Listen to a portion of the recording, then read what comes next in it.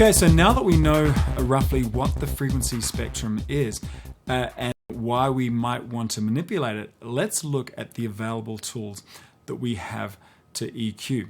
Now, like I said before, the assortment of tools available are as diverse as a woodworker's tools. Like, for example, all the woodworker's tools basically have the same job.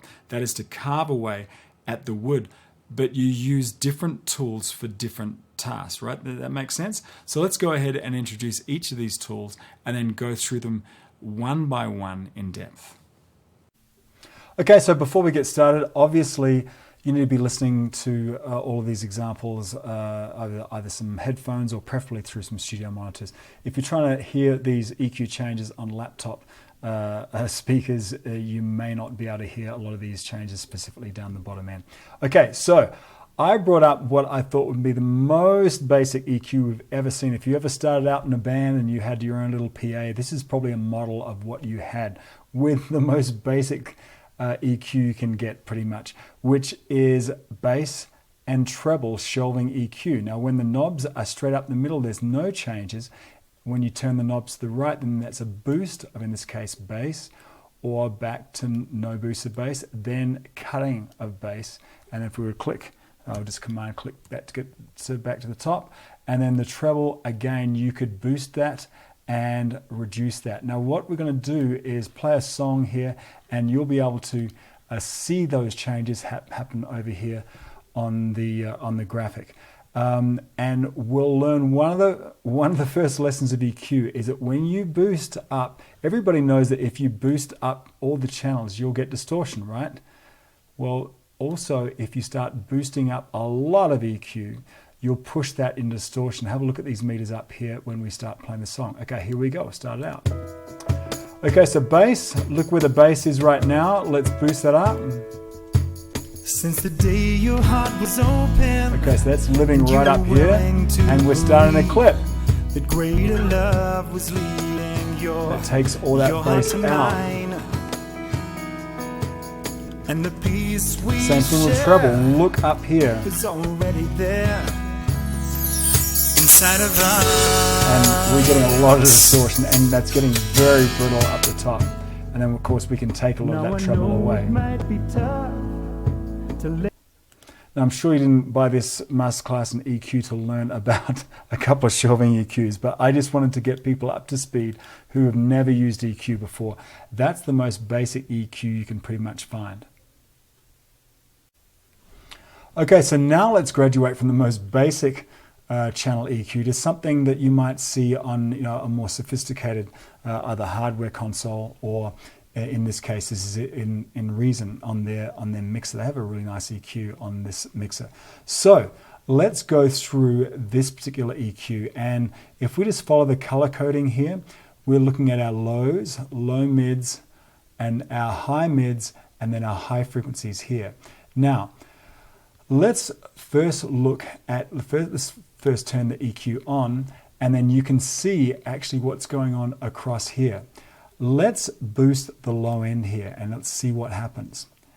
So this is called a shelving filter, and what it's doing, it is boosting from a particular point, and you can see that point is sweepable very, very low, and that's 40 hertz all the way up to, I think this goes up to 600 hertz right here. So a typical point of that might be, say, around 120, 125, something like that.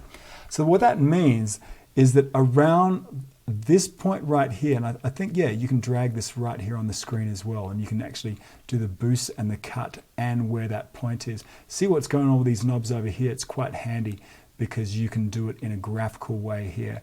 Even while you're following along, if I press play, you can see the actual content, and in this case, this is the process content. Look at the low end, where if I pull that down, you see that low end is pulled down.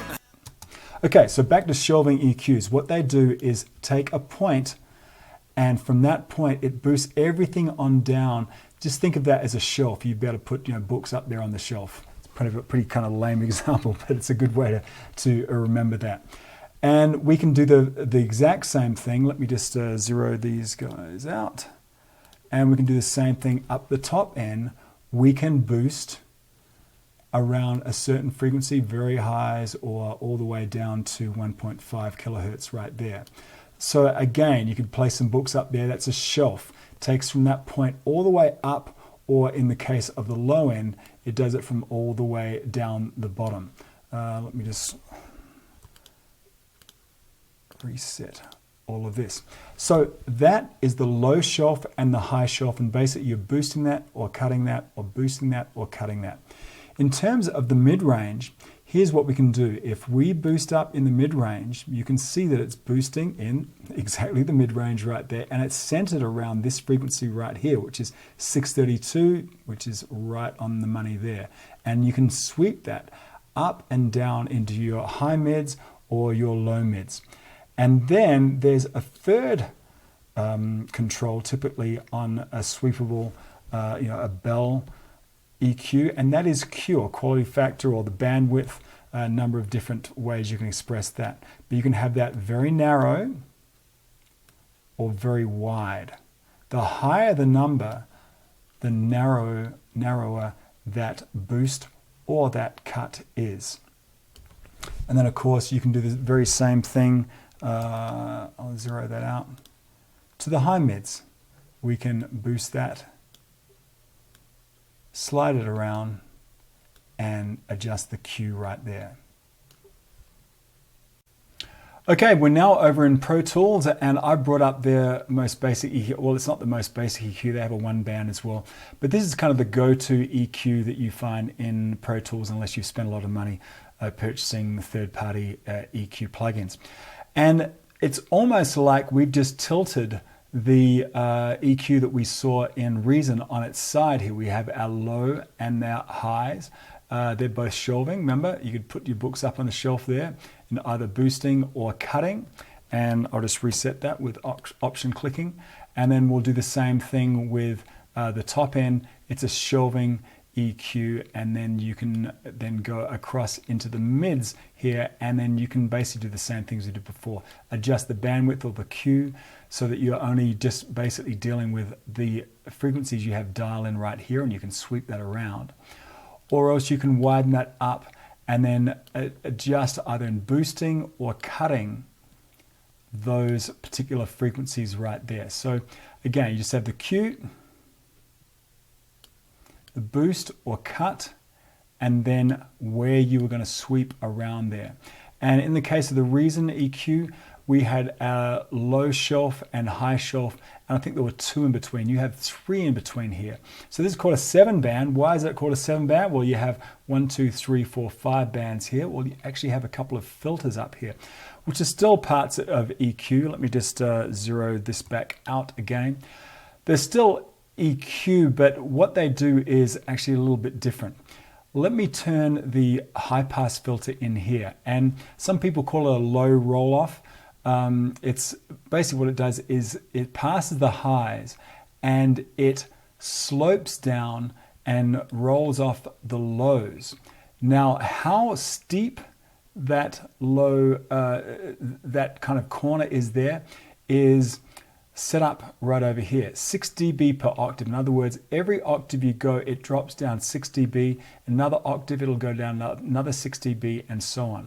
You can make that a little sharper, 12 dB, 18, right up to 24, and you can see that's a very big drop off.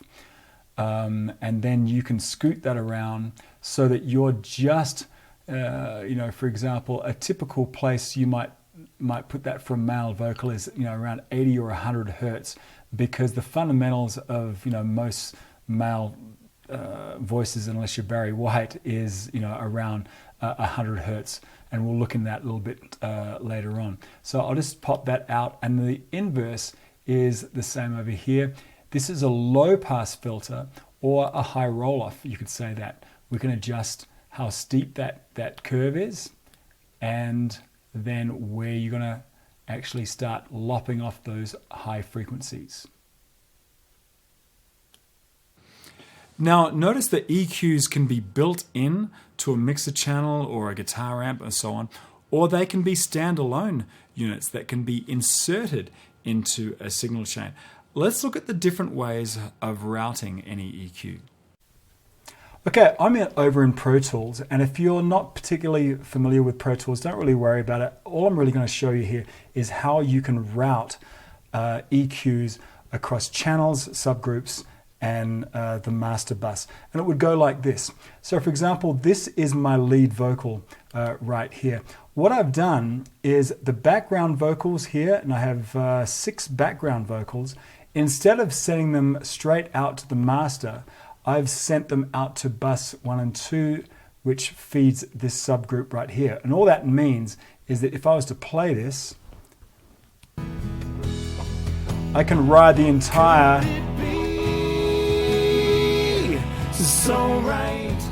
so all of the background vocals can be ridden by this subgroup right here. So you could either move all of these up and down, or you can move it over here. But even better than that, if you're using subgroups, and you can do this on any DAW or hardware mixer for that instance as well. What you would do is just assign all of these over to a subgroup, and then you could put an EQ on this subgroup. So there's basically 3 places you could do it. You could come over here to your first background vocal, and this is how you do it in Pro Tools, that you do it in a pretty similar way, basically, on any other DAW you have. So this EQ is placed on just this vocal. So you could do that, or you could go over here to your subgroup. Remember I said all of these background vocals are coming over here. You could insert it across here. And now guess what you'd be doing? You'd be EQing the entire sum of all of those background vocals as well right there.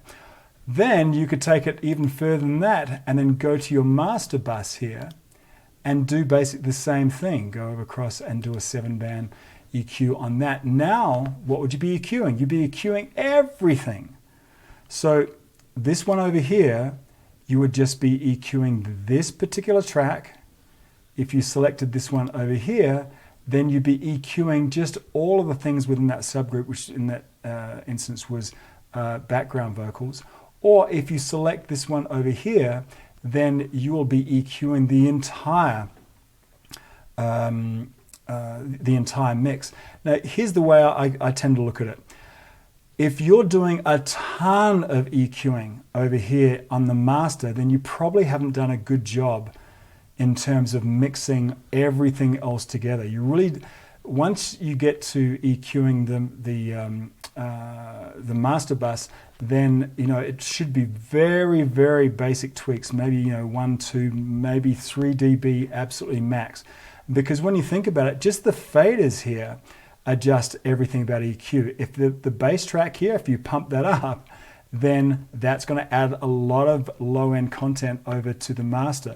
So do you kind of follow that workflow? Start out at the individual track, then any subgroups, and then if you have to, you can go over to the master bus right there. Now in this example, I'm singing all of these vocals. I think there's a lead vocal, then a double on that, and then 3-part harmony that are doubled as well.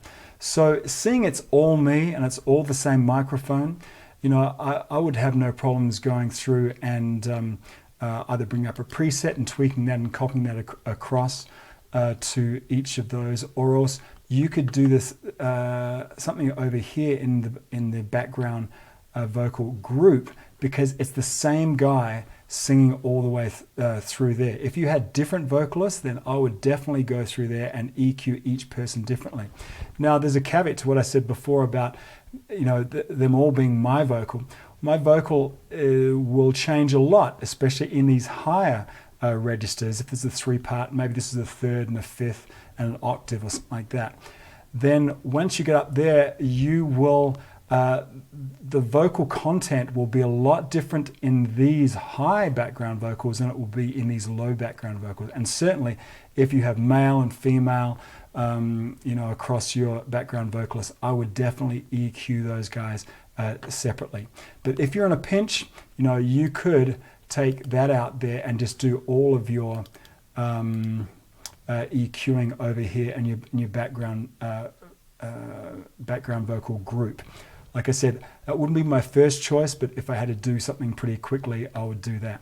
And then certainly over here, if you're just doing a ton of EQ over there, it's probably not a good idea. You should be going back and working with just your balances, maybe also some compression if some various tracks are popping through. We'll learn how to do all of that stuff in a second, but this is just kind of a good primer to how EQs get placed or routed within your mixer. There are other things like dynamic EQ, and also, I mean, de-essers are an interesting type of effect because they're kind of half EQ and half compressor. There's actually let me see if I've got if I get the lead vocal here. Plug in, that would be dynamics and a de-esser. Great. Okay, so this is more in line to compression. It's actually a frequency adjustable, frequency dependent or frequency specific compressor. So if you want to learn a lot about compressors, look into the masterclass in compressors. So now that we're familiar with all of those tools available, let's actually see how these tools are used in action in both individual source channels and also entire mixes.